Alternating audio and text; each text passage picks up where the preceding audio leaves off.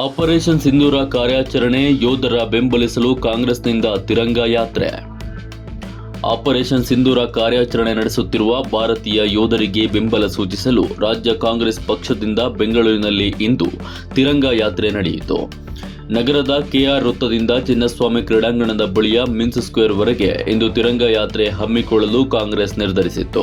ಮುಖ್ಯಮಂತ್ರಿ ಸಿದ್ದರಾಮಯ್ಯ ಅವರ ನೇತೃತ್ವದಲ್ಲಿ ನಡೆದ ಈ ಯಾತ್ರೆಯಲ್ಲಿ ಎಲ್ಲ ರಾಜಕೀಯ ಪಕ್ಷಗಳ ಮುಖಂಡರುಗಳು, ಕಾರ್ಯಕರ್ತರು, ಸಾರ್ವಜನಿಕರು, ಸರ್ಕಾರಿ ಖಾಸಗಿ ಉದ್ದಿಮೆಗಳ ನೌಕರರು, ಸಾಹಿತಿಗಳು, ಚಿಂತಕರು, ಚಿತ್ರರಂಗದವರು, ಸಂಘ ಸಂಸ್ಥೆಗಳ ಪ್ರತಿನಿಧಿಗಳು ಪಾಲ್ಗೊಂಡಿದ್ದರು.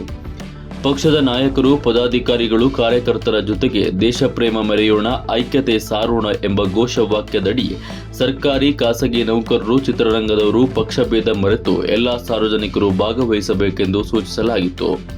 ಪಕ್ಷದ ಕಾರ್ಯಕರ್ತರು ಹಾಗೂ ಸಾರ್ವಜನಿಕರು ಭಾಗವಹಿಸಿ ಕಡ್ಡಾಯವಾಗಿ ಭಾರತದ ಧ್ವಜ ಮಾತ್ರ ಪ್ರದರ್ಶಿಸುವಂತೆ ಸೂಚನೆ ನೀಡಲಾಗಿತ್ತು.